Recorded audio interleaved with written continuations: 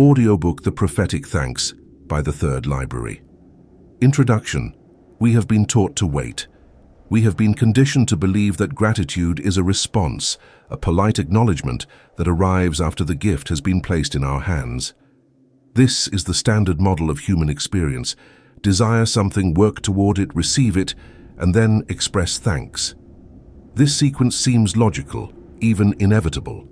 But what if this timeline is the very mechanism that keeps your desires perpetually out of reach? What if the act of waiting for something before you thank for it is the code that tells the universe you do not have it, will not have it, and must continue waiting indefinitely? The architecture of conventional gratitude contains a fatal flaw.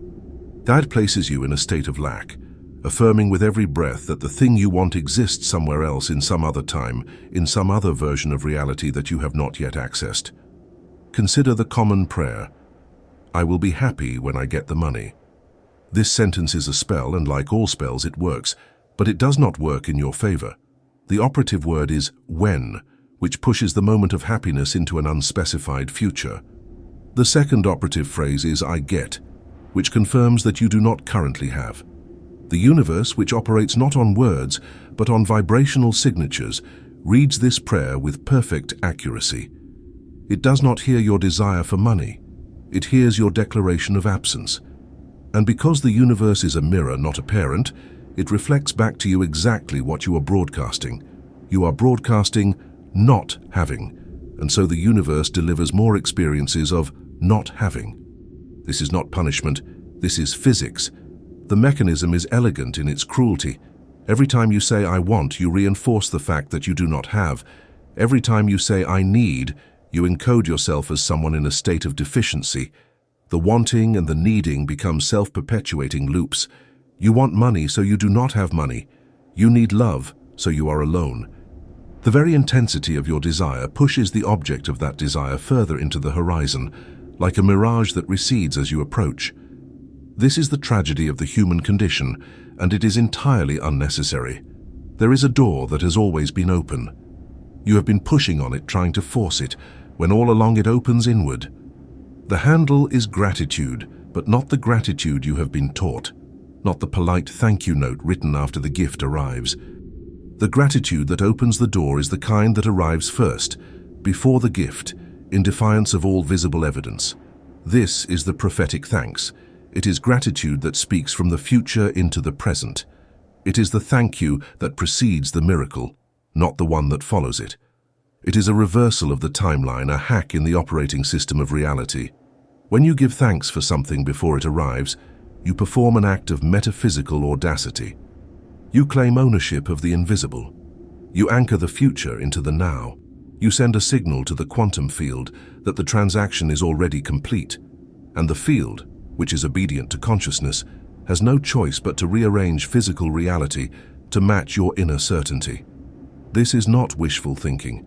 This is the technology of manifestation, and it has been hidden in plain sight for millennia, encoded in the prayers of mystics and the rituals of every authentic spiritual tradition.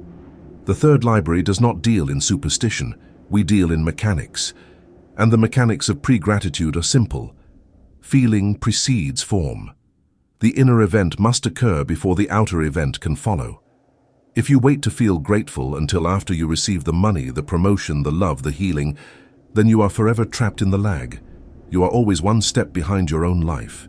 But if you can generate the feeling of gratitude now in this moment for the thing that has not yet appeared, you collapse the distance between desire and fulfillment. You step into the state of receipt before the package arrives, and in doing so, you summon the package into existence. This is not metaphor, this is instruction. The password is "thank you," not "please give me," not "I hope to receive," not "if it's meant to be." The password is "thank you," spoken in the present tense with the full weight of certainty. Thank you for the money that is already mine. Thank you for the health that is already flowing through my cells. Thank you for the love that is already finding its way to me. This is not lying, this is aligning with a higher frequency of truth, one that exists outside of linear time. In the quantum field, all possibilities exist simultaneously. The version of you that has the money The health, the love is as real as the version of you that does not. The question is not whether that version exists. The question is which version you choose to inhabit with your attention, your emotion, and your gratitude. Most people use gratitude as a consolation prize. They are grateful for what they have because they have given up hope of getting what they want. This is not the gratitude we are teaching. The gratitude we are teaching is dangerous. It is a form of spiritual theft. You are stealing from the future and bringing it into the present. You are reaching into the realm of potential and dragging it across the threshold into the realm of the actual. This requires a level of audacity that most people do not possess. It requires you to give thanks when the bank account is empty. It requires you to give thanks when the diagnosis is grim. It requires you to give thanks when every piece of visible evidence suggests that you are a fool for doing so. And yet, this is precisely when the prophetic thanks is most powerful. When the external world contradicts your inner knowing and you give thanks anyway, you become a force of nature. The external world is always lagging behind the internal world. What you see around you is the result of thoughts, feelings, and beliefs you held weeks, months, or years ago. It is old news. It is the echo of who you used to be. If you allow the external world to dictate your internal state, you lock yourself into an endless loop of reactivity. You see lack, you feel lack, you create more lack. But if you can divorce your internal state from your external circumstances, if you can generate gratitude in the midst of apparent scarcity, you sever the loop. You stop being a reactor and become a creator. You stop waiting for the world to change so you can feel good. You feel good first, and the world has no choice but to reorganize itself around your new frequency. This is the reverse engine. In the standard model, the sequence is external event, internal response, emotional state. Something happens to you, and you react to it. But in the reverse engine, the sequence is inverted. Emotional state, internal certainty, external manifestation. You choose the emotion first, independently of circumstances. You generate the feeling of already having what you desire. And then, because the universe is a matching mechanism, it delivers the external event that corresponds to the internal state you have chosen. This is not magic. This is energetics. You are a transmitter, and the universe is a receiver. The signal you broadcast determines the channel you receive. If you broadcast gratitude, you receive things to be grateful for. If you broadcast complaint, you receive things to complain about. The system is perfectly neutral, perfectly fair, and perfectly responsive. The prophetic thanks is not a technique to be practiced occasionally. It is a way of being. It is a state of consciousness in which you live, as though the prayer has already been answered, the wish has already been granted, the miracle has already occurred. This requires a fundamental shift in identity. You must stop seeing yourself as someone who is trying to get something and start seeing yourself as someone who already has it. You must stop being the beggar and become the receiver. You must stop knocking on the door and realize that you are standing inside the house. The door was never locked. You were simply pushing instead of pulling. You were simply asking instead of thanking. You were simply waiting for permission when you already had access. In the chapters that follow, we will dismantle the old operating system and install the new one. We will explore the chemistry of receiving, the power of the phrase, "It is done," the mechanics of appreciation, and the danger of complaint. We will teach you to keep a journal of evidence, to walk in a state of praise, and to transmute disaster into opportunity. We will guide you into the state of grace, where gratitude is no longer something you do, but something you are. This is not a book to be read once and forgotten. This is a manual for a new way of living. This is the instruction set for the reverse engine. The harvest is already here. You simply need to give thanks for it. The door is already open. You simply need to walk through. The password is thank you. Say it now and watch the gate swing wide. Chapter 1. The chemistry of receiving gratitude is not merely an emotion, it is a chemical event. When you feel genuine appreciation, your body releases a cascade of neurotransmitters that alter your physiology at the cellular level. Dopamine floods the neural pathways, creating a sense of pleasure and reward. Oxytocin, often called the bonding hormone, is released, producing feelings of connection and trust. Serotonin levels rise, stabilizing your mood and creating a baseline of contentment. These are not metaphors. These are measurable, repeatable phenomena that occur every time you enter a state of authentic gratitude. What this means is that gratitude is not just a mental exercise. It is a biological shift that transforms you from a closed system into an open one.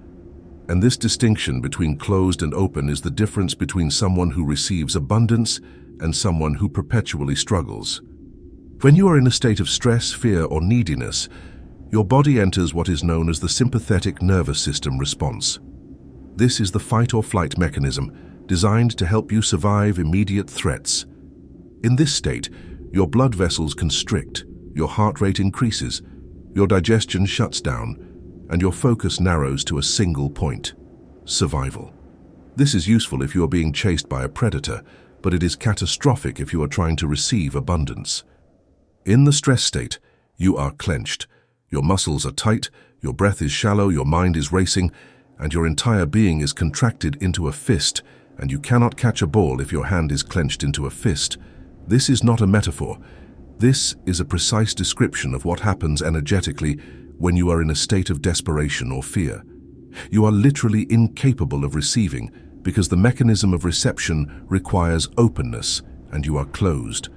Gratitude reverses this. When you enter a state of genuine appreciation, your body shifts into the parasympathetic nervous system response. This is the rest and digest state, the mode in which healing, regeneration, and growth occur. Your blood vessels dilate, your heart rate slows, your breath deepens, and your muscles relax. You unclenched, you open, and in this open state, you become capable of receiving. The universe is always broadcasting. There are opportunities, ideas, resources, and connections flowing toward you at every moment. But if you are constricted by fear or need, you cannot perceive them. They pass by you like radio signals that your receiver is not tuned to pick up. Gratitude tunes the receiver. It opens the aperture. It allows the signal to come through. This is why people who are chronically stressed and anxious often report that nothing ever works out for them. It is not that the universe is withholding. It is that they are in a perpetual state of constriction, unable to receive what is being offered. They are like someone standing in the rain with an umbrella, complaining about the drought. The abundance is there, but they have erected a barrier between themselves and it. And that barrier is their own nervous system, locked in a pattern of fear and scarcity. To change your external circumstances, you must first change your internal chemistry. And the fastest, most reliable way to change your internal chemistry is through gratitude. Not the shallow, performative kind, but the deep, visceral kind that makes your eyes well up and your chest expand. The kind that makes you feel, for just a moment, like everything is already perfect exactly as it is. When you feel this kind of gratitude, something extraordinary happens. Your brain cannot distinguish between a vividly imagined experience and a real one. If you close your eyes and imagine biting into a lemon, your mouth will water. If you imagine running, your heart rate will increase. And if you imagine, with full sensory detail, that you already have the thing you desire, your brain will release the same chemicals it would release if you actually had it. This is the secret. You do not need to wait for the external event to change your internal chemistry. You can change your internal chemistry right now, and the external event will follow. This is the reverse engine in action. You generate the feeling first and the form follows. But most people do not know how to generate the feeling independently of circumstances. They believe that they will feel grateful when they get the promotion, when they meet the partner, when they lose the weight. And so they remain locked in the waiting pattern, and the waiting itself ensures that the thing they are waiting for never arrives. This is the trap. The only way out of the trap is to feel the gratitude now, for the thing that has not yet manifested, to close your eyes and imagine with full sensory richness that the desire is already fulfilled, to feel the relief, the joy, the satisfaction as though it were already real. And to do this not once, not as a fleeting thought, but repeatedly, until the feeling becomes a default state, until your body begins to expect abundance rather than lack. This is not self-deception. This is self-programming. Your subconscious mind does not know the difference between what you vividly imagine and what you actually experience. It takes whatever you feed it as truth and begins to shape your behavior, your perceptions, and your opportunities to align with that truth. If you feed it images of lack, it will find evidence of lack everywhere. If you feed it images of abundance, it will find evidence of abundance everywhere. The evidence was always there. The question is what you are training your mind to see. And gratitude is the lens that brings abundance into focus. Without it, you are looking at the world through the lens of scarcity, and everything you see will confirm that story.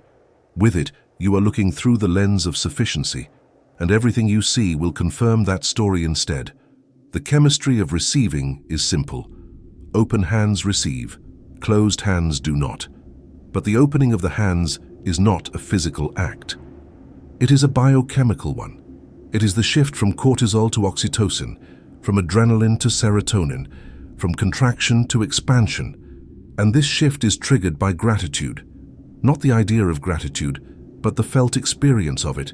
You must marinate in the feeling. You must let it wash over you until it soaks into your cells.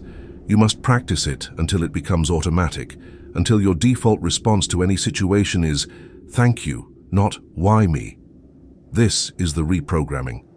This is the installation of the new operating system. And it begins with a single breath, a single moment of appreciation, a single recognition that you are alive, that you are here, and that this in itself is a gift worth celebrating. When you practice this consistently, something shifts. You begin to notice synchronicities. You begin to receive unexpected help. You begin to encounter people who offer exactly what you need at exactly the right moment. This is not coincidence. This is the natural result of being in a state of receivership. The universe is not withholding from you. It never was. You were simply in a state of constriction that made it impossible for you to receive what was being offered. And now that you have opened, the flow begins. Not because you earned it, not because you deserved it, but because you allowed it. And allowing is a function of chemistry, and chemistry is a function of emotion, and emotion is a function of focus. And so the entire chain begins with a single decision, to focus on what is already here, rather than what is missing. To feel grateful for what you have, and in that gratitude, to generate the chemistry that makes you capable of receiving more. The paradox is this: you must give thanks for what you have in order to get what you want. Not because the universe is testing you, but because the act of giving thanks opens the channel through which abundance flows. And the channel is you. Your nervous system, your biochemistry, your electromagnetic field. These are not abstract concepts. These are the mechanisms through which you interact with reality. And if those mechanisms are clenched in fear, no amount of visualization or affirmation will override the signal your body is broadcasting. But if those mechanisms are open in gratitude, you become a magnet. You become a receiving station. You become someone to whom the universe loves to give, because you are such a joy to give to. You do not reject the gift with doubt or suspicion. You do not push it away with unworthiness. You receive it with open arms and say, "Thank you. More, please." And the universe, which is nothing if not generous, obliges. This is the chemistry of receiving. It is not complicated. It is not esoteric. It is biology married to consciousness, matter responding to mind. And the bridge between them is the felt experience of gratitude, not the performance of it, not the intellectual acknowledgement of it, but the full-body, emotional immersion in it. The kind of gratitude that makes you weep with relief. The kind that makes you laugh out loud at the sheer absurdity of how good life can be when you stop resisting it. The kind that makes you feel, even in the midst of challenge, that you are held, that you are loved, that you are safe. This is not naive positivity. This is biochemical mastery. This is the art of tuning your instrument so that it plays the frequency of abundance rather than the frequency of lack. And once you learn to play that frequency consistently, the music that comes back to you will be sweeter than anything you have ever heard. The body is the instrument. Gratitude is the tuning fork. And the song you play with that instrument determines the life you live. If you play the song of complaint, of victimhood, of why doesn't anything ever work out for me, then that is the song the universe will echo back to you in physical form. But if you play the song of gratitude, of appreciation, of thank you for this moment, thank you for this breath, thank you for the unseen forces that are conspiring on my behalf, then that is the song you will hear in return, amplified 1,000-fold. The universe is not choosing what to give you. You are choosing what to receive through the chemistry you generate inside your own body. And the fastest way to generate the chemistry of receiving is to stop waiting for something to be grateful for and start being grateful for what is already here. The door opens from the inside, and the handle is in your hand. Chapter 2. The password. It is done. Language is not neutral. Every word you speak is a spell, casting a version of reality into being. And the two most powerful words in the human vocabulary are thank you, not please, not I hope, not if only, but thank you, because thank you implies completion. It is the phrase you utter when the transaction is finished, when the gift has been received, when the service has been rendered. You do not say thank you for something you are still waiting for. You say it when the thing is already in your hands. And this is why the phrase thank you is the ultimate declaration of faith, the ultimate act of manifestation, the ultimate password that unlocks the gate between desire and fulfillment. When you say thank you for something that has not yet appeared in physical form, you perform an act of metaphysical rebellion. You defy the tyranny of linear time. You refuse to be held hostage by the lag between cause and effect. You assert, through the very structure of the phrase, that the transaction has already occurred, that the gift has already been given, that the thing you desire is already yours. This is not lying. This is speaking from a higher level of reality, one in which all possibilities exist simultaneously, and the act of choosing one with gratitude collapses the wave function and brings it into physical manifestation. The quantum field does not care whether the thing has happened in linear time. It only cares about the frequency you are broadcasting. And thank you broadcasts the frequency of fulfillment, of completion, of already having. Consider the difference between please give me money and thank you for the money that is already mine. The first is a request, and a request implies lack. It says, I do not have this thing, and I am hoping you will provide it. This places you in the position of a beggar, waiting for an external authority to grant you what you need. And while there is nothing wrong with asking, the energy of asking often carries with it the vibration of not having, which is precisely what the universe will match. But the second phrase, thank you for the money that is already mine, is a declaration. It is a statement of fact. It assumes the transaction has already occurred. It speaks as though the money is already in the account, already in the hand, already in the experience. And when you speak from this place of completion, the universe has no choice but to match your certainty. This is the power of the phrase, it is done, not it will be done, not I hope it will be done, but it is done, spoken in the present tense, with the full weight of knowing. This is the phrase that appears again and again in the prayers of mystics, the affirmations of masters, the rituals of those who have learned to bend reality to their will. It is done is a time collapse. It pulls the future result into the present moment. It erases the gap between desire and fulfillment. It says to the quantum field, the event has already occurred in the realm of the invisible. Now make it visible. And the field, which is obedient to consciousness, begins to rearrange physical reality to match the inner certainty you have claimed. But this requires absolute conviction.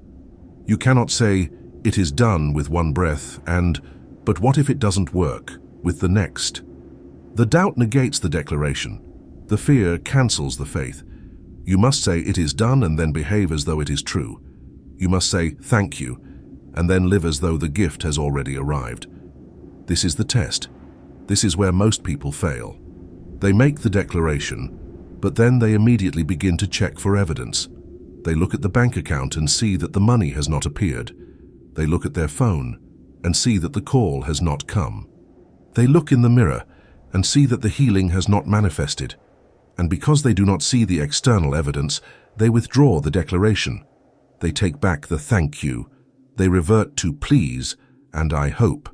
And in doing so, they reset the entire process, sending the signal of not having once again. The password "it is done" requires you to hold the line, to maintain the frequency of completion even when the external world has not yet caught up. To say thank you when the bank account is empty, when the diagnosis is grim, when the relationship is broken, when every piece of visible evidence suggests that the thing you desire is nowhere in sight. This is the ultimate act of faith, not blind faith, but informed faith.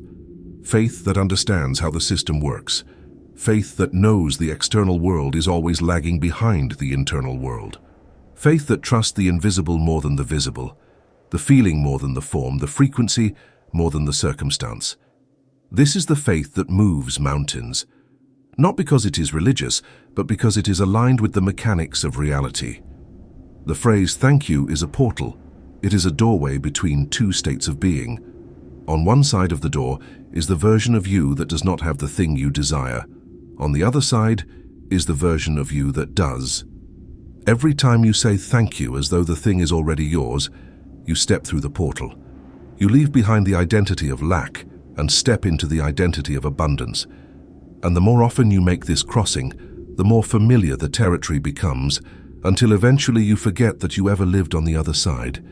You forget what it was like to wait, to hope, to beg.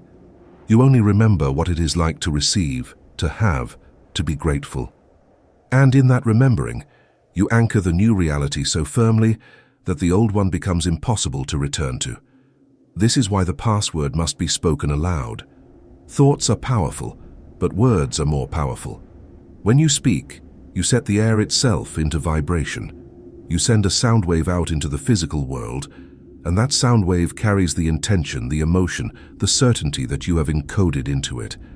You are not just thinking the thought.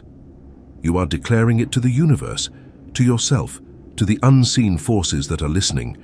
And declarations have power. They are commitments. They are contracts. When you say, "Thank you for the money that is already mine," you are making a contract with reality. You are saying, "I am claiming this, I am stepping into it. I am no longer available for the experience of lack," and reality, which is always listening, always responding, begins to honor the contract. But the password must be spoken with emotion. The words alone are not enough. If you say thank you in a monotone without feeling, it is like typing the password into the computer but forgetting to press enter. The command is not executed. The door does not open. You must infuse the words with the feeling of already having. You must speak them as though you are reporting a fact, not making a wish. You must feel the relief, the joy, the satisfaction in your chest, in your belly, in your bones. You must let the emotion flood your system so completely that for a moment you forget that the thing has not yet appeared. You must trick your body into believing that it is already done. And when you do this, the body releases the chemistry of receiving, and the universe receives the signal of completion, and the gap between desire and manifestation begins to close.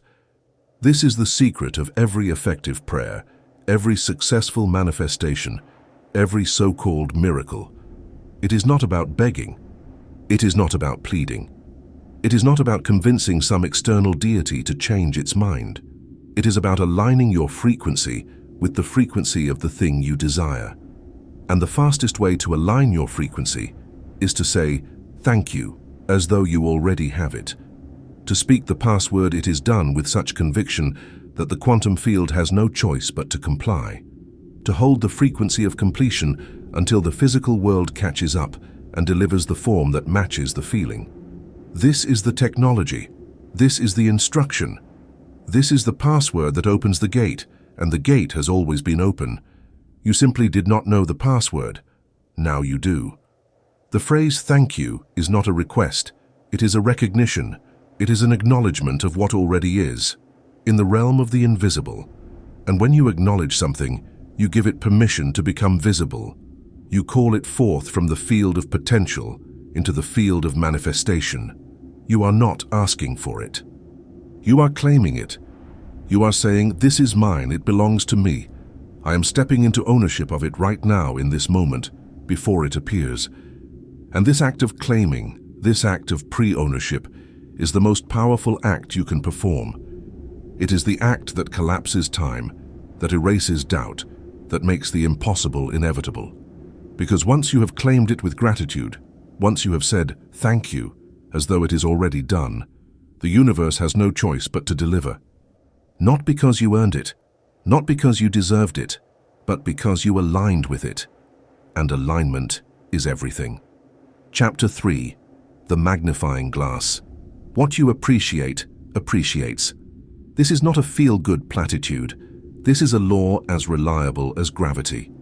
In the financial world, when an asset appreciates, it increases in value. When it depreciates, it decreases in value. The same principle applies to your life.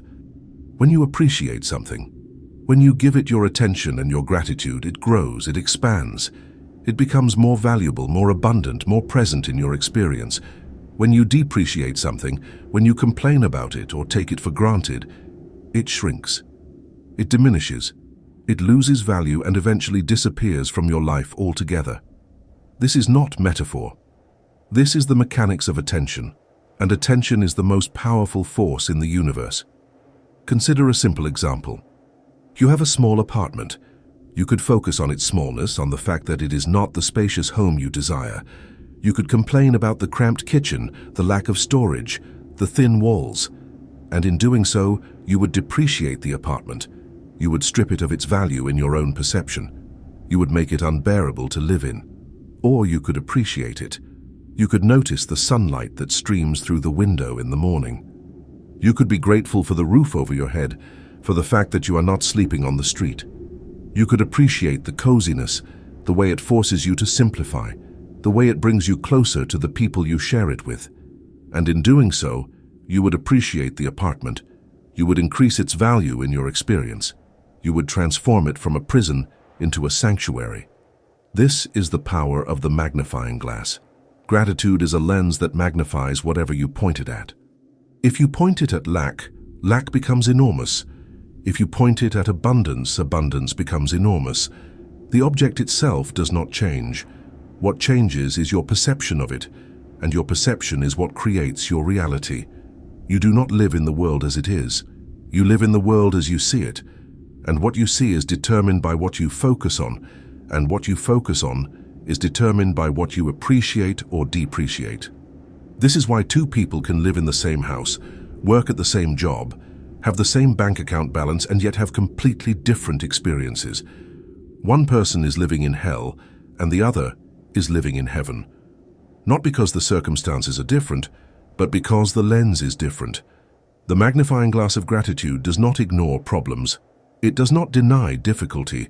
It simply refuses to make difficulty the center of the story. When you appreciate something, you are not pretending that it is perfect. You are acknowledging what is good about it, what is working, what is valuable. And in that acknowledgement, you give those qualities permission to expand. You water the seeds of what is right, and they grow. You starve the seeds of what is wrong, and they wither. This is not avoidance. This is intelligent cultivation. You are choosing what to nourish and what to neglect. And what you nourish with your attention becomes the dominant feature of your experience. Most people do the opposite. They use their attention as a weapon, pointing it at everything they dislike, everything that is wrong, everything that is missing. They magnify their problems until their problems are all they can see. They depreciate their blessings until their blessings become invisible, and then they wonder why their life feels so heavy, so joyless, so devoid of possibility. The answer is simple. They have trained the magnifying glass on the wrong thing. They have become experts at seeing what is broken and amateurs at seeing what is working. And because the universe is a mirror, it reflects back to them more of what they are focused on. More brokenness, more lack, more reasons to complain. This is the downward spiral, and it begins with a single act of ingratitude, a single moment of taking something for granted, a single decision to focus on what is missing rather than what is present. The way out of the spiral is to reverse the lens, to take the magnifying glass of your attention and point it deliberately and consistently at what is already good in your life. This does not mean you ignore the problems. It means you stop giving them the majority of your mental and emotional energy. You acknowledge them, you address them if you can, and then you return your focus to what is working. You practice finding something to appreciate in every situation, no matter how dire. You become a prospector, mining your experience for gold. And you will find gold because it is always there. The question is whether you are looking for it or looking past it. This practice is transformative. When you begin to appreciate the small things, they stop being small. A cup of coffee becomes a ritual. A conversation with a stranger becomes a connection. A walk around the block becomes a meditation. The ordinary becomes extraordinary, not because it has changed, but because you are seeing it through the lens of gratitude. And as you see it, you appreciate it. And as you appreciate it, it appreciates. It grows in value. It multiplies. It becomes more abundant. The coffee leads to a conversation. The conversation leads to an opportunity. The opportunity leads to a transformation, and all of it began with the simple act of appreciating what was already there, rather than lamenting what was absent. This is the Midas touch. In the ancient myth, King Midas was granted the power to turn everything he touched into gold. But the power was a curse, because gold cannot nourish. Gold cannot love. Gold cannot comfort. The Midas touch, in its literal form, was a cautionary tale about greed. But the metaphorical Midas touch, the one we are teaching here, is different. It does not turn things into gold. It reveals the gold that was always there. It is the ability to see value where others see only ordinariness. It is the ability to appreciate the humble meal until it becomes a feast, to appreciate the small house until it becomes a home, to appreciate the difficult person until they become a teacher. This is the true alchemy, not the transmutation of lead into gold, but the recognition that everything is already gold, if you are willing to see it. The magnifying glass works in both directions. If you focus on scarcity, scarcity magnifies. If you focus on abundance, abundance magnifies. The choice is always yours, and the choice is made not once but moment by moment, thought by thought, word by word. Every time you complain, you depreciate. Every time you appreciate, you appreciate. It is that simple. And over time, the compound effect of these choices becomes your life. Either you are living in an expanding reality, where things keep getting better, where opportunities keep appearing, where joy keeps multiplying, or you are living in a contracting reality, where things keep getting worse, where obstacles keep appearing, where joy keeps diminishing. The only difference between these two realities is where you point the magnifying glass. So point it wisely. Point it at what you want to grow. Point it at what brings you joy. Point it at what is already working and watch it work better. This is not Pollyanna optimism. This is strategic focus. This is the deliberate cultivation of a frequency that attracts more of what you want. And it begins with a single decision: to appreciate what is here, right now, in this moment. The small things, the ordinary things, the things you have been taking for granted. Because those things are the seeds of your future abundance, and if you water them with gratitude, they will grow into a garden more lush and more beautiful than anything you could have planned. The magnifying glass is in your hand. The question is, what will you magnify? Chapter 4. The complaint virus. Complaining is a virus. It spreads through contact. It replicates in the mind. It weakens the immune system of your consciousness until you become incapable of perceiving opportunity, beauty, or possibility. And like all viruses, it thrives in certain environments and dies in others. The environment in which complaint thrives is one of victimhood, of blame, of chronic dissatisfaction. The environment in which it dies is one of gratitude, of responsibility, of creative action. If you want to change your life, you must first quarantine the complaint virus. You must stop feeding it. You must stop spreading it. You must go on a complaint fast in which you refuse to utter a single word of dissatisfaction, a single phrase of, "This isn't fair," a single sigh of, "Why does this always happen to me?" And you must maintain this fast until the virus dies of starvation. Complaining is negative prayer. When you pray, you focus your attention and emotion on a desired outcome, and the universe responds by delivering experiences that match your focus. Prayer is the act of deliberate creation. Complaint is the same mechanism, but in reverse. When you complain, you focus your attention and emotion on an undesired outcome. You visualize what you do not want. You rehearse the story of your suffering. You amplify the problem with your words until it becomes the dominant feature of your reality. And the universe, which does not judge between positive and negative focus, simply matches the signal you are broadcasting. You complain about money, and the universe delivers more experiences of not having enough money. You complain about your body, and the universe delivers more experiences of discomfort and dissatisfaction. You complain about your relationships, and the universe delivers more experiences of conflict and disconnection. The system is perfectly neutral. It gives you what you focus on, whether you want it or not. The insidiousness of complaint is that it feels justified. When something goes wrong, it seems only natural to express your displeasure. When someone treats you poorly, it seems only reasonable to voice your frustration. When life does not go according to plan, it seems only human to acknowledge your disappointment. But every time you complain, you are doing two things.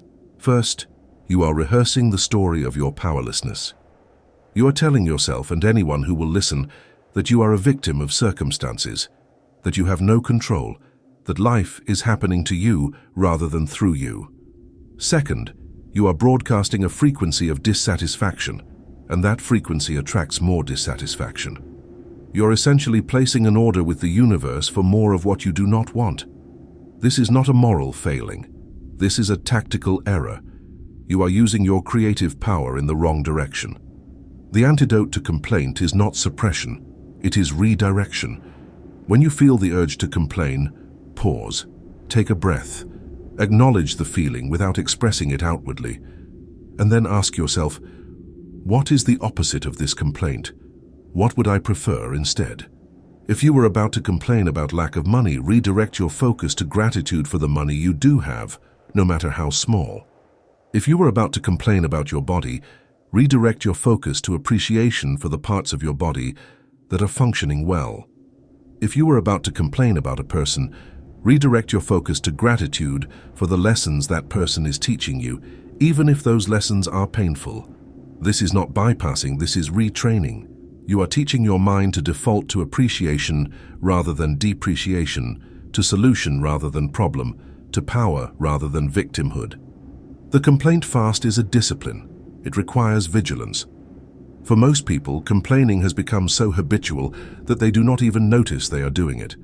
It is woven into casual conversation, into the way they greet each other, into the stories they tell about their day. How are you? Terrible, I'm so tired. Traffic was awful.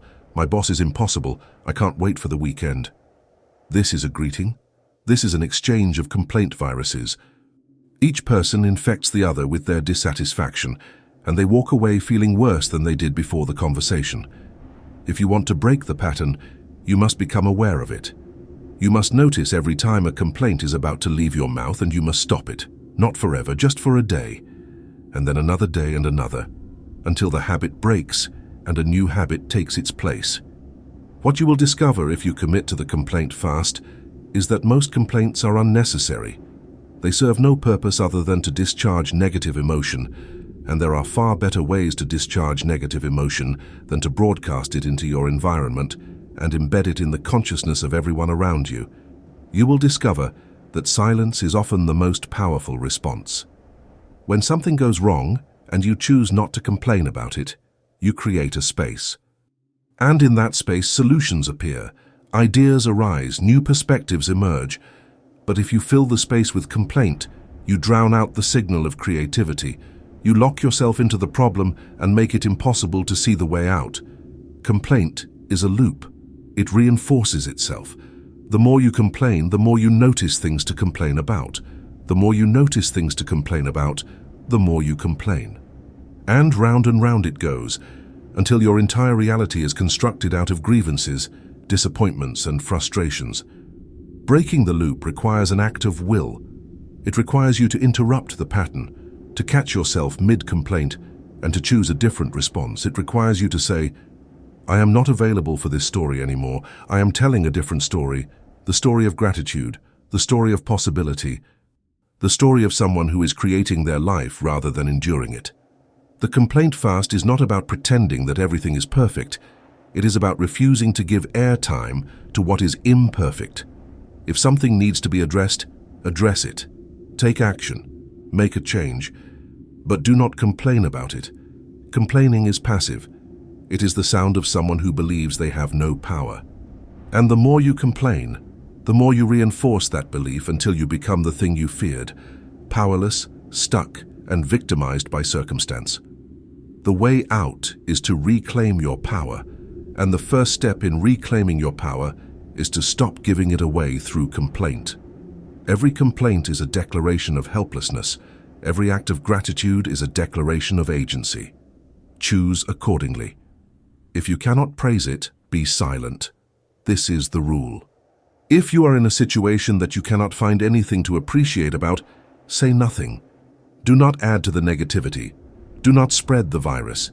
Simply observe, and when the moment passes, find something, anything, to be grateful for. The fact that the situation is temporary, the fact that you are learning from it, the fact that it is revealing to you what you do not want, which clarifies what you do want. There is always something to appreciate if you are willing to look for it. And the act of looking for it, the act of searching for the gold in the rubble, is what transforms you from a complainer into a creator. It is what shifts you from the frequency of victimhood to the frequency of mastery.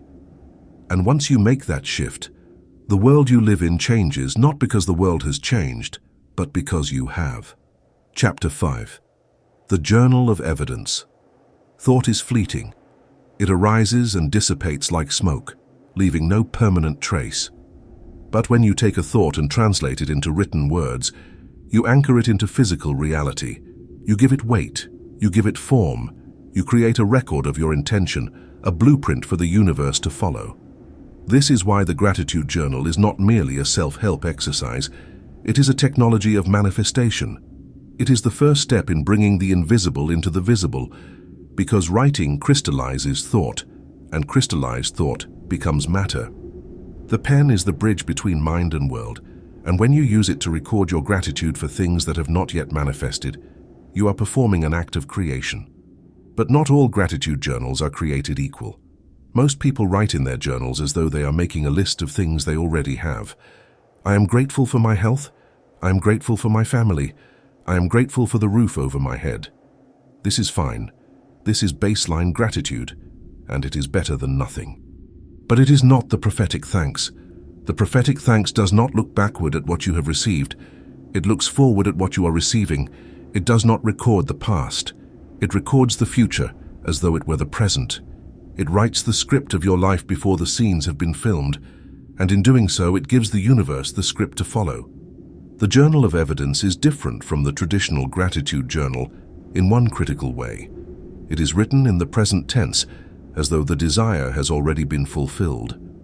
Not, I am grateful for the money I hope to receive, but I am so happy and grateful now that the money is in my account. I can see the balance. I can feel the relief. I am paying my bills with ease. I am breathing freely. The pressure is gone. I am abundant. This is not a wishful fantasy. This is a detailed report of a reality that exists in the quantum field, but has not yet collapsed into physical form. And the act of writing it, of describing it with sensory detail, is what collapses the wave function and brings it into manifestation. The key is specificity. Vague gratitude produces vague results. If you write, I am grateful for more money, the universe does not know what to give you. $1 is more money. A penny is more money. You have left the terms undefined, and so the universe delivers something.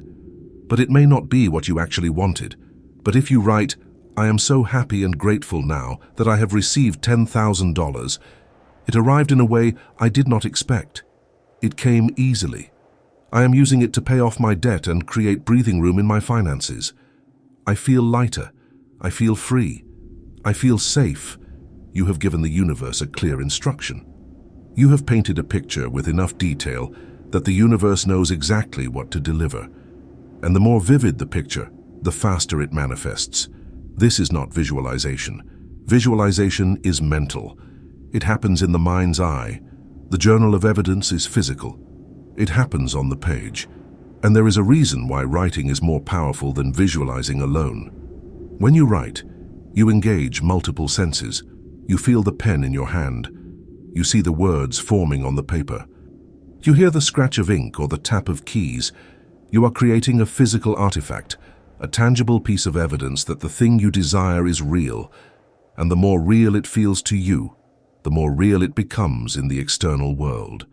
The journal of evidence is the proof that your future has already occurred. You are simply writing the testimony before the trial has ended. The practice is simple, but it must be done consistently. Every morning before the day begins, open your journal and write as though you are reporting on the life you want to live. I am so happy and grateful now that I wake up feeling energized and alive. My body is healthy. My mind is clear. My heart is full. I have meaningful work that excites me. I am surrounded by people who love and respect me. I have more than enough money to meet my needs and pursue my desires. I am at peace. I am joyful. I am free.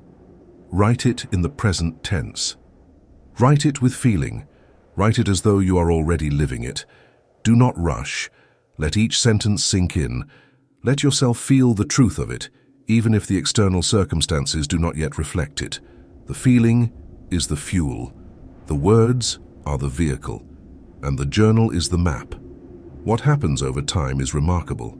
You begin to notice that the things you have been writing about start to appear in your life, not all at once, but piece by piece. An opportunity presents itself. A conversation leads somewhere unexpected. A resource materializes out of nowhere. And each time this happens, you return to the journal and write about it as evidence. I am so happy and grateful now that the opportunity I wrote about last week has arrived. It came in the exact form I described. The universe is listening, the system works. This reinforces the practice. It builds momentum. It trains your brain to expect miracles rather than struggle, and expectation is the key. When you expect abundance, you become a magnet for it. When you expect lack, you repel it. The journal of evidence reprograms your expectation. But the journal is not just for the big things, it is for everything. I am so happy and grateful now that I found the perfect parking spot. I am so happy and grateful now that the barista smiled at me. I am so happy and grateful now that I had a moment of peace in the middle of a chaotic day. These small gratitudes accumulate. They create a baseline frequency of appreciation that permeates your entire experience. And from that baseline, the bigger manifestations become possible. You cannot leap from chronic complaint to massive abundance. You must build the bridge. And the bridge is built one gratitude at a time, one sentence at a time, one entry in the journal at a time. The journal of evidence is also a diagnostic tool. If you find that you cannot write about something in the present tense, if you cannot feel the gratitude for it as though it is already here, then you have uncovered a blockage. There is a belief, a fear, a pattern of resistance that is preventing you from aligning with that desire. And the journal reveals it. When you sit down to write, I am so happy and grateful now that I am in a loving, supportive relationship, and the sentence feels hollow, you know there is work to be done. Not out there in the search for the perfect partner, but in here in the clearing of the doubt that says you are not worthy of love. The journal does not lie. It reflects your inner state with perfect accuracy. And by writing consistently, you surface the beliefs that need to be addressed and you replace them, line by line, with new beliefs that serve your highest vision. The act of writing is sacred.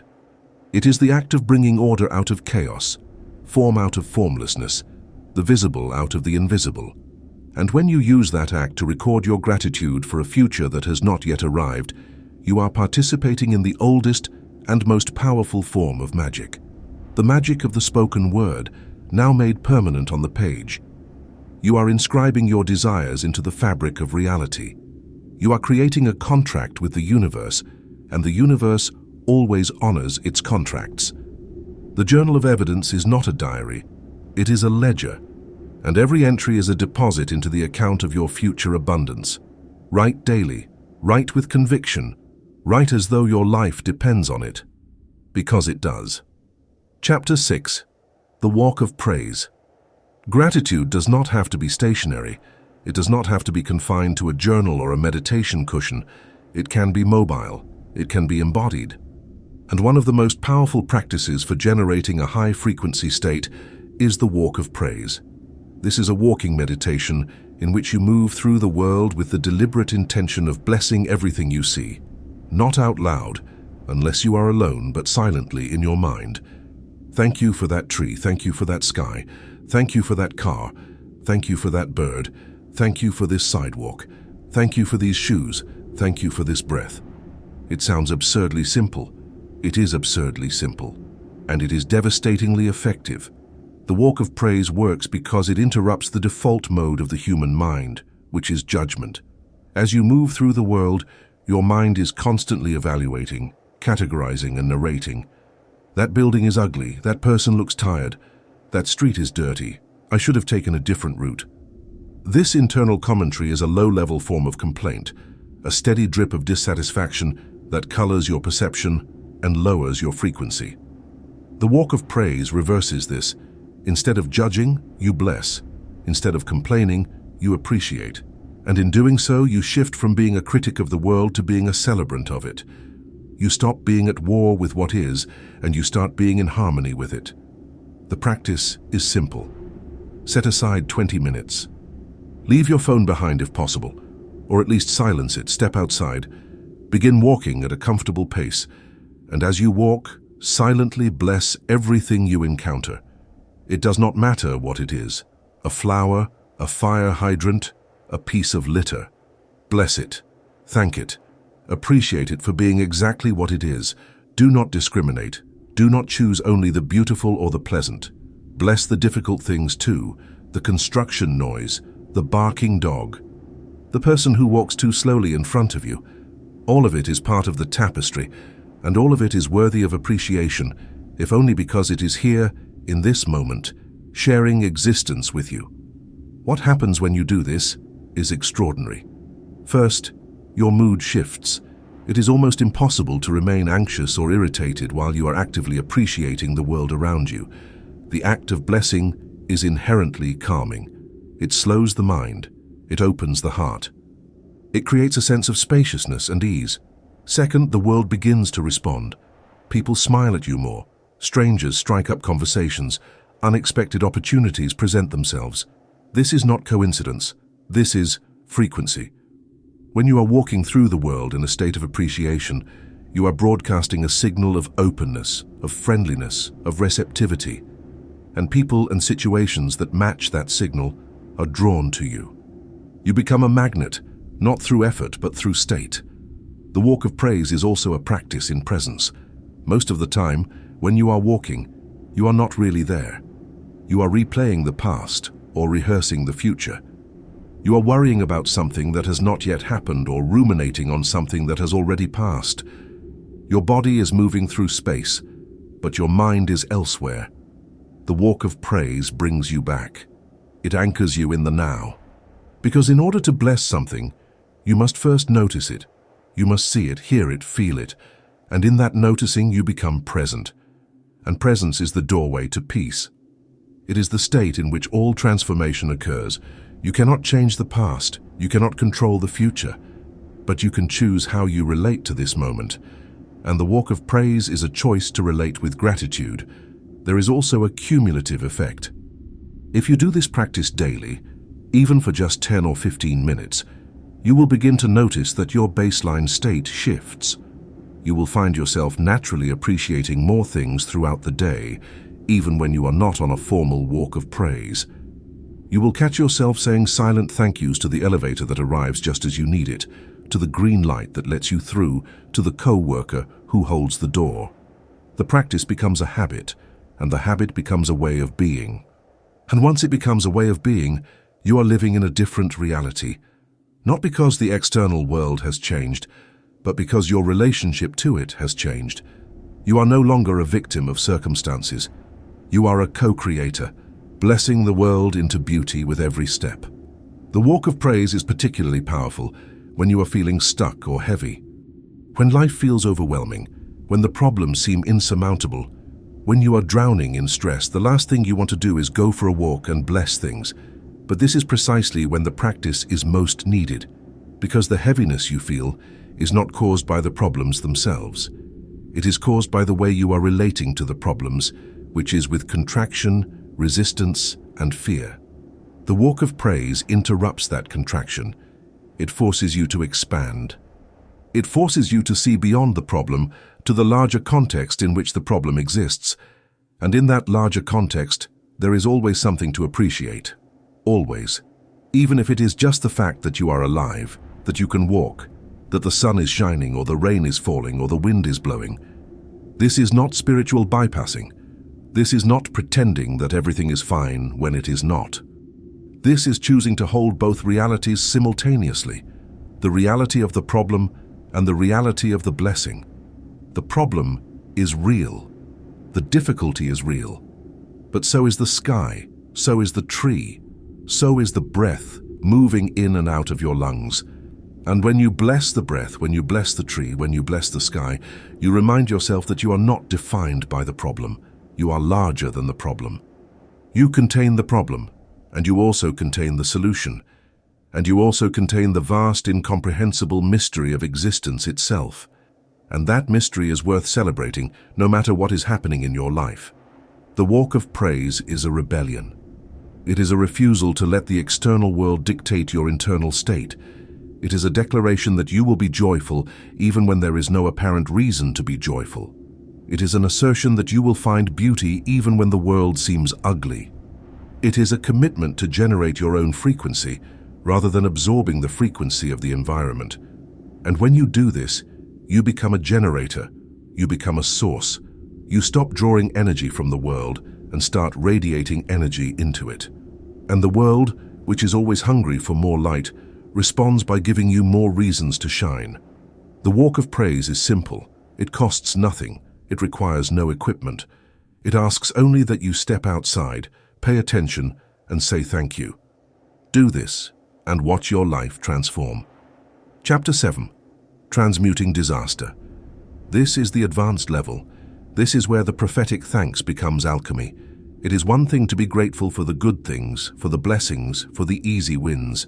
It is quite another to be grateful for the disasters, for the losses, for the betrayals, for the moments when everything falls apart. And yet, this is where the real power lies. Because if you can find gratitude in the midst of disaster, you have mastered the art of transmutation. You have learned to take the lead of suffering and turn it into the gold of wisdom, strength, and transformation. This is not about pretending that the disaster is not painful. It is about recognizing that pain is not the end of the story. It is the beginning of a new chapter, if you're willing to read it with gratitude.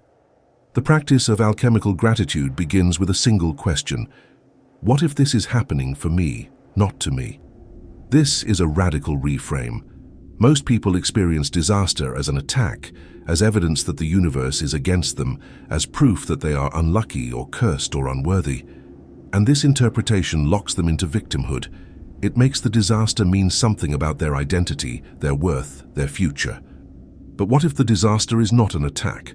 What if it is a redirection? What if it is the universe clearing away what no longer serves you so that something better can enter? What if the job loss is making space for the career you were meant to have? What if the breakup is clearing the path for the relationship you were meant to experience? What if the illness is forcing you to slow down and realign with what truly matters? This is not magical thinking. This is pattern recognition. If you look back on your life, you will almost certainly find that the things you thought were disasters at the time turned out to be blessings in disguise. The job you did not get led to the job you loved. The relationship that ended made space for the one that fulfilled you. The crisis that broke you open also revealed your strength. This is not coincidence. This is how transformation works. It requires destruction. The caterpillar must dissolve into liquid before it can become a butterfly. The seed must crack open before it can become a tree. And you must lose what is no longer aligned with your highest path before you can receive what is. The disaster is not the end. It is the clearing. It is the demolition that precedes the reconstruction. But in order to transmute the disaster, you must be willing to see it this way. And the fastest way to shift your perception is to say thank you. Not why me, but thank you. Not this is terrible, but Thank you for this opportunity to grow, to learn, to become stronger, to release what was holding me back. This is a radical act. It is a defiance of the default human response, which is to rage, to grieve, to collapse. And there is a time for those responses. You must feel the pain. You must acknowledge the loss. But you cannot stay there. If you stay there, the disaster wins. It defines you. It becomes your identity. But if you can move through the pain and arrive at gratitude, you take your power back. You refuse to be defined by what happened to you. You define yourself by how you respond. The phrase to use is, "Thank you for this disaster," because it is clearing space for desire. Fill in the blanks with your specific situation. Thank you for this job loss, because it is clearing space for the work I am meant to do. Thank you for this breakup, because it is clearing space for the partner I am meant to meet. Thank you for this illness, because it is teaching me to honor my body and listen to its wisdom. The because is critical. It forces you to find the purpose, the lesson, the hidden gift. And the moment you find it, the disaster loses its power over you. It becomes a teacher instead of a tormentor. It becomes a chapter in your story of triumph instead of a reason for defeat. This does not mean you bypass the pain. This does not mean you plaster on a fake smile and pretend everything is fine. The pain is real. The loss is real. The difficulty is real. But the story you tell about it is not fixed. You can tell the story of victimhood. This happened to me and now I am broken. Or you can tell the story of transformation. This happened to me and it revealed my strength. It clarified my path.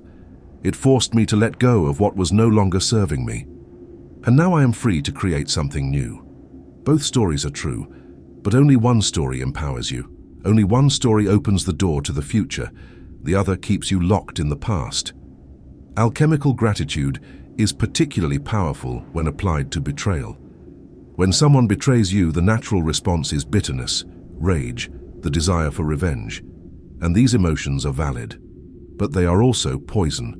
They keep you tethered to the person who hurt you. They keep you reliving the betrayal over and over until it becomes the defining feature of your emotional landscape. The way out is to say, "Thank you for showing me who you really are. Thank you for revealing the truth before I invested any more of my life in this relationship. Thank you for teaching me to trust my intuition. Thank you for making space for people who will honor me." This is not condoning the betrayal. This is refusing to let the betrayal define you. This is taking the lesson and leaving the pain. The same principle applies to failure.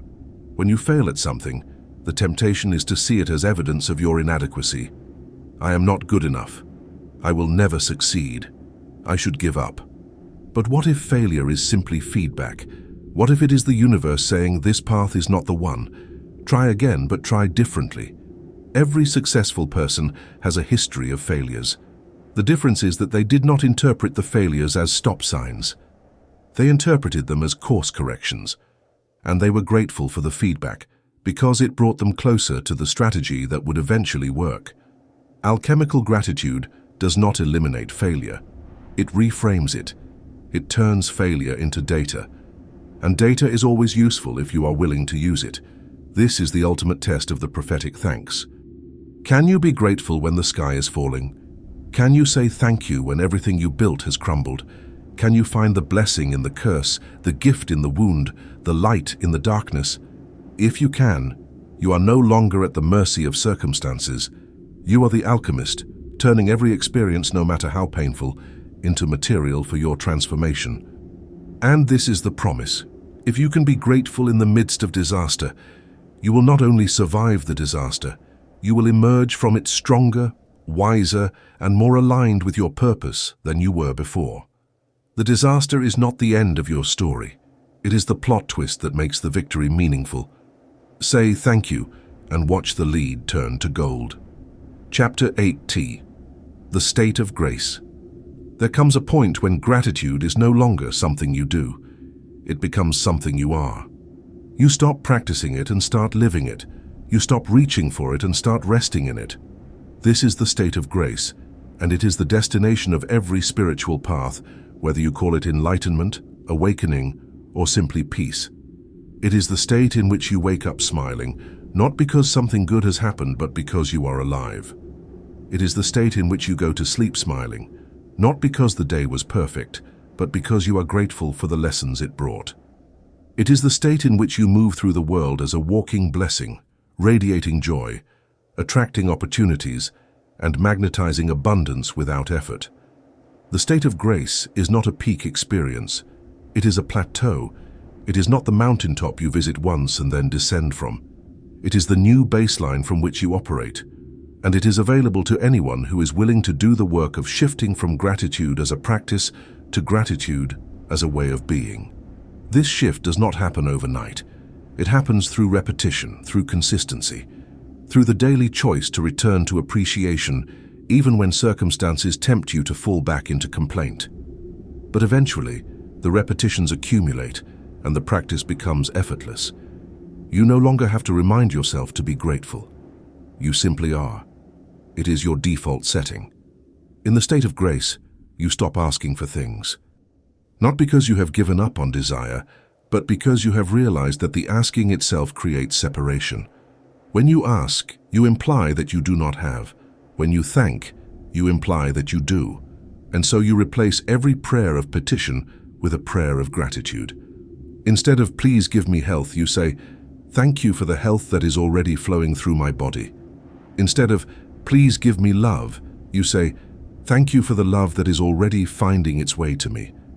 Instead of "please give me abundance," you say, "Thank you for the abundance that is already mine." And in this shift from asking to thanking, you collapse the distance between desire and fulfillment. You stop being a seeker and become a receiver. The universe loves a grateful receiver. It is drawn to people who radiate appreciation, who acknowledge the gifts they have been given, who celebrate the smallest blessings with the same enthusiasm as the largest ones. And the more you embody this frequency, the more the universe gives you. Not as a reward, but as a natural consequence, because the universe is a mirror, and when you show up as someone who is joyful, open, and appreciative, the universe reflects that back to you in the form of more things to be joyful, open, and appreciative about. This is the upward spiral. The more you give thanks, the more you receive. The more you receive, the more you give thanks. And round it goes, until your life becomes an unbroken stream of abundance. In the state of grace, problems do not disappear, but your relationship to them changes. You stop seeing problems as evidence that something is wrong and start seeing them as puzzles to be solved, as opportunities for growth, as invitations to become more resourceful, more resilient, more creative. You stop resisting difficulty and start engaging with it. And in that engagement, you discover that you are more capable than you thought, that you have more support than you realized, that the universe is always working on your behalf, even when it does not look that way. This is faith, but not the blind kind. This is faith born of experience, of having seen again and again that gratitude transforms circumstances, that appreciation opens doors, that the prophetic thanks works. The state of grace is magnetic. People are drawn to you, not because you are trying to be attractive, but because you are radiating a frequency that is rare and precious. Most people are walking around in a cloud of low-level complaint, of dissatisfaction, of "I wish things were different." But you are walking around in a cloud of appreciation, of contentment, of "I am exactly where I need to be." And this difference is palpable. People feel it. They want to be around you. They want to know your secret. And the secret is simple. You chose gratitude over and over until it chose you back. You stopped waiting for life to give you reasons to be happy, and you started generating happiness from the inside out. Living in the state of grace does not mean you never have bad days. It means that even on the bad days you can find something to appreciate.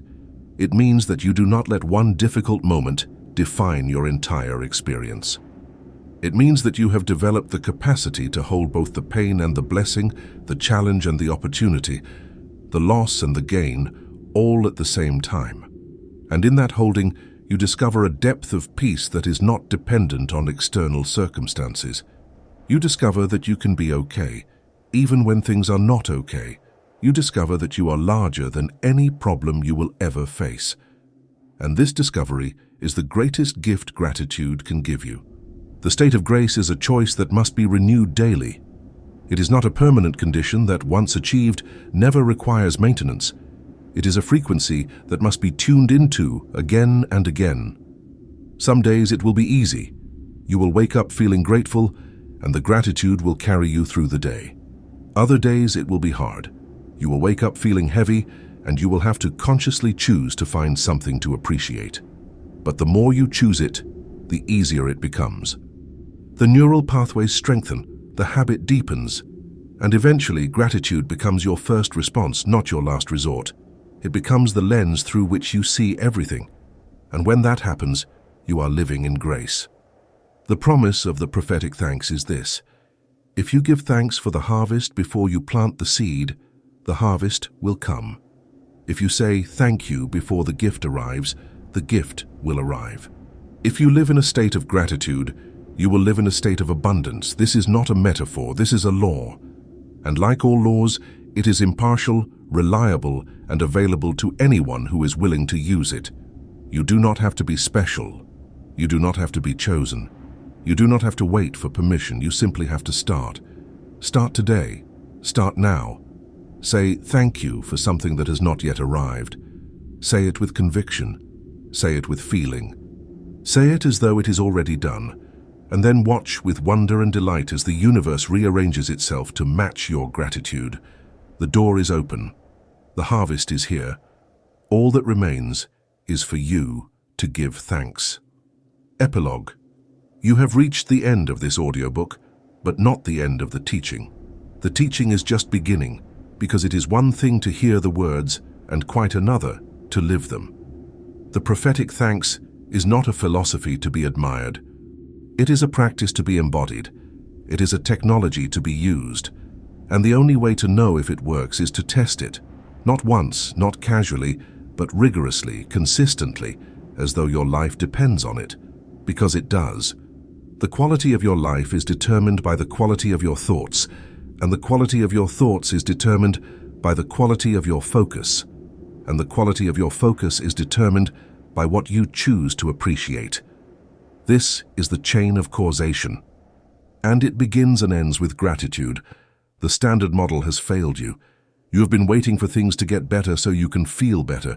You have been waiting for the money, the love, the health, the success to arrive so you can finally relax, finally exhale, finally say, thank you. But the waiting is the problem. The waiting is what keeps the thing you want perpetually out of reach. Because the universe does not respond to waiting. It responds to frequency. And the frequency of waiting is the frequency of lack. When you wait, you broadcast, I do not have this. And the universe, which is a perfect mirror, gives you more experiences of not having. This is the loop you have been trapped in. This is the cage you have been trying to escape. And the key to the cage is gratitude. The reverse engine is the way out. You stop waiting to feel grateful until after you receive. You start feeling grateful before you receive. You say thank you not as a response but as a summons. You claim ownership of the thing you desire before it appears in physical form. You inhabit the feeling of already having it, and in that feeling, you collapse the timeline. You pull the future into the present. You erase the lag between desire and fulfillment. This is not wishful thinking. This is not self-deception. This is the mechanics of creation. This is how reality works, and it has always worked this way. The only question is whether you are willing to use it. Stop asking, please. That word places you in the position of a beggar. It implies that you are at the mercy of an external authority, that you must plead and hope and wait for someone or something to grant your wish. But you are not a beggar. You are a creator. You are a co-author of your experience. And the password is not please. The password is thank you, because thank you implies completion. It says the transaction is done. The gift is given. I am in receipt. And when you say this with conviction, when you feel it in your body, when you anchor it into your nervous system, the universe has no choice but to comply. It must deliver the form that matches the feeling. This is the law. The door opens from the inside. You have been pushing on it, trying to force it, wondering why it will not budge. But the door was never locked. It simply opens in the opposite direction. You were pushing when you should have been pulling. You were asking when you should have been thanking. You were waiting when you should have been claiming. And now that you know this, the door swings wide. The harvest is on the other side. The abundance you have been seeking, the love you have been longing for, the peace you have been craving. It is all there, waiting for you. It has always been there. You simply could not see it because you were looking in the wrong direction. You were looking outward, at the circumstances, at the bank account, at the relationship status. But the abundance was never out there. It was always in here. It was always a frequency, a state, a way of being. And gratitude is the handle that turns it on. Give thanks for the harvest before you plant the seed. This is the final instruction. This is the command that, if followed, will change everything. Do not wait to see the sprout before you water the soil. Do not wait to taste the fruit before you tend the tree. Do not wait for evidence before you believe. Believe first, give thanks first, feel the gratitude first, and then, because the universe is obedient to consciousness, the evidence will follow. The sprout will appear. The fruit will ripen, the harvest will come, not because you earned it, not because you deserved it, but because you aligned with it, because you tuned your frequency to match the frequency of abundance, because you became a vibrational match to the thing you desired. And when you become a match, the matching happens automatically. This is not the end of the teaching. This is the beginning of your experiment. Take what you have learned here and test it. Write in the journal of evidence. Take the walk of praise. Practice alchemical gratitude in the midst of disaster. Go on the complaint fast. Say thank you for things that have not yet arrived. Do this not because you believe it will work, but because you are curious to see if it will. And as you do it, pay attention. Notice what shifts. Notice what appears. Notice how differently people respond to you when you are radiating appreciation rather than desperation. Notice how opportunities seem to find you when you are in a state of gratitude. Notice how the universe bends toward you when you show up as a joyful receiver rather than a desperate seeker. The third library does not ask for your faith. We ask for your willingness to experiment. We ask you to treat this as a hypothesis to be tested rather than a dogma to be believed. Try it for 30 days. Try it for 60 days. Try it until the evidence is undeniable, until you cannot pretend that it is coincidence anymore, until you are forced to admit that gratitude is not just a nice sentiment, but a force of nature. And when you reach that point, when you have seen the prophetic thanks work in your own life, then you will know. Not because someone told you, not because you read it in a book, but because you lived it, because you experienced it, because you became the evidence. The prophetic thanks is a gift, not from us to you, but from you to yourself. It is the gift of reclaiming your power, of stepping into your role as a creator, of refusing to be a passive recipient of whatever circumstances life throws at you. It is the gift of realizing that you are not at the mercy of the universe. You are a partner with the universe. You are a collaborator in the unfolding of your own destiny, and the way you collaborate is through frequency, through gratitude, through the felt experience of already having what you desire. This is your birthright.